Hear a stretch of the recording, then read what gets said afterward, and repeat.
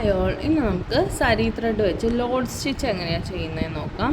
നമ്മൾ ഈ ഒരു ഷേപ്പിലാണ് ലോഡ് ചെയ്യാൻ പോകുന്നത്. അതിനായിട്ട് ഒരു കോർണറിൽ നിന്ന് ചെയ്ത് തുടങ്ങാം.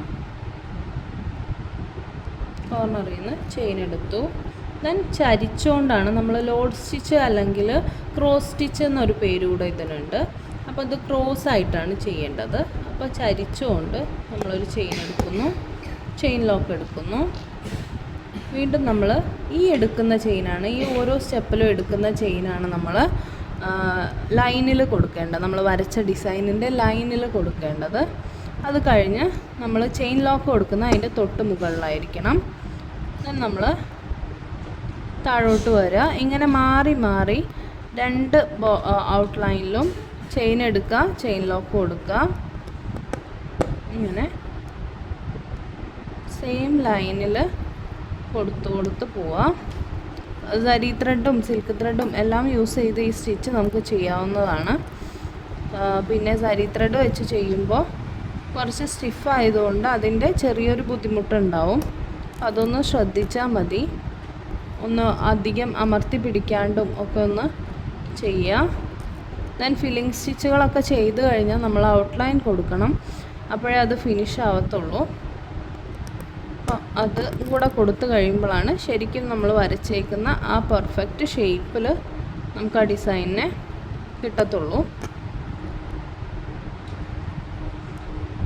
അധികം ടൈറ്റ് ചെയ്ത് വലിച്ചാൽ തുണി ചുരുങ്ങാനും ഒക്കെ ചാൻസ് ഉണ്ട്. അത് ഒക്കെ കൂടെ ഇങ്ങ് കൂടി നിൽക്കും.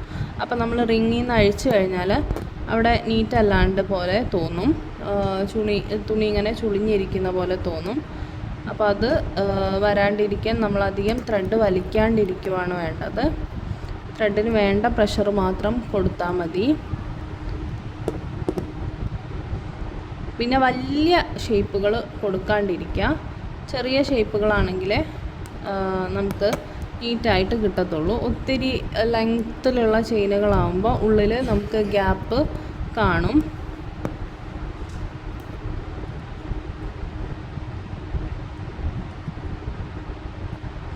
അടുത്തടുത്ത് തന്നെ ചെയിൻ ഇടുക. ഇത് ഞാൻ കുറച്ചൊന്ന് ഓട്ടിച്ചാണ് ഇടുന്നത്. എന്താണെന്ന് വെച്ചാൽ നമുക്ക് വീഡിയോ ഒത്തിരി ലെങ്ത് ആവാണ്ടിരിക്കാൻ വേണ്ടിയിട്ട്. അപ്പോൾ നിങ്ങൾ ഇടുമ്പോൾ ചെയിൻ ഇടുമ്പോൾ ഇത്തിരി കൂടെ അടുപ്പിച്ചിടാനായിട്ട് ശ്രദ്ധിക്കുക കേട്ടോ.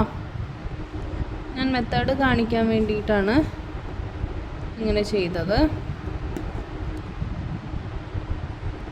പിന്നെ നൂല് അധികം ഇങ്ങനെ എന്താ പറയുക ഒടിഞ്ഞു പോകാണ്ടിരിക്കാൻ വേണ്ടിയിട്ട് നമ്മൾ താഴെ നൂല് ഈ ലോങ് ചെയിൻ എടുക്കുന്ന സമയത്ത് താഴെ നൂല് അതിൻ്റെ ഓപ്പോസിറ്റ് ഒന്ന് പിടിച്ചു കൊടുത്താൽ മതി.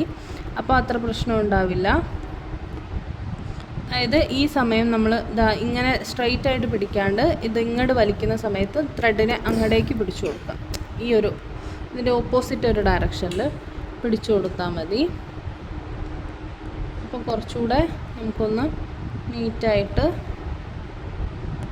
കിട്ടും. പിന്നെ ത്രെഡിലും അധികം പ്രഷർ കൊടുക്കേണ്ടി വരില്ല.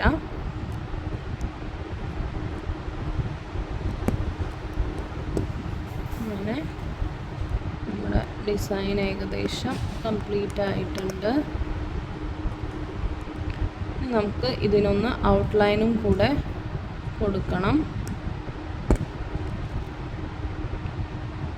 ഇട്ടിട്ട് നമുക്കിതാ ഞാൻ ഈ സെയിം ത്രെഡ് കൊണ്ട് തന്നെയാണ് കൊടുക്കുന്നത്. നിങ്ങൾ ബീഡ്സ് ഇട്ടൊക്കെയാണ് ചെയ്യുന്നതെങ്കിൽ അവിടെ എൻഡ് ലോക്ക് ഇട്ട ശേഷം വേറെ ത്രെഡ് എടുത്ത് ചെയ്യുക. സരി ത്രെഡ് കൊണ്ട് ബീഡ്സ് വർക്ക് ഒരിക്കലും ചെയ്യരുത്. മെഷീൻ ത്രെഡോ അല്ലെങ്കിൽ നൈലോൺ ത്രെഡോ യൂസ് ചെയ്യണം.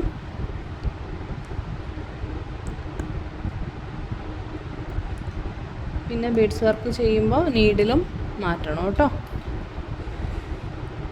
ഇത് ത്രെഡ് വർക്കിന് വേണ്ടി യൂസ് ചെയ്യുന്ന തുലിപ്പിൻ്റെ 0.5 ആണ് വന്നിരിക്കുന്നത്. മറ്റേതാകുമ്പോൾ നമുക്ക് അരി വർക്കിൻ്റെ കോരി നീഡിൽ എന്ന് പറയും. മെറ്റലിൻ്റെ നീഡിലോ അല്ലെങ്കിൽ വുഡിൻ്റെ സർദൂസി നീഡിലോ ഏതെങ്കിലും യൂസ് ചെയ്യാനായിട്ട് ശ്രദ്ധിക്കുക. അല്ലെങ്കിൽ തുലിപ്പിൻ്റെ തന്നെ 23 24 യൂസ് ചെയ്യാനായിട്ട് ശ്രദ്ധിക്കുക കേട്ടോ. ബീഡ്സ് വർക്ക് ഒരിക്കലും നമ്മൾ തുലിപ്പിൻ്റെ 0.5 ചെയ്യാണ്ടിരിക്കുക. കോർണറിൽ ചെയിൻ ലോക്ക് കൊടുക്കുക. എന്നിട്ട് അടുത്ത ഡയറക്ഷനിലോട്ട് വരിക.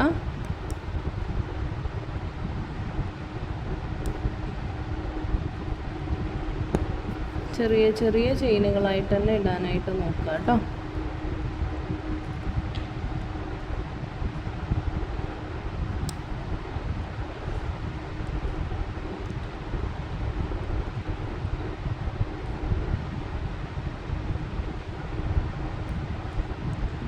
ഇത് നല്ലതായിട്ട് ഗ്യാപ്പ് വന്നിട്ടുണ്ട്. അപ്പോൾ നിങ്ങൾ ചെയ്യുമ്പോൾ അടുപ്പിച്ച് തന്നെ ചെയ്യണം കേട്ടോ.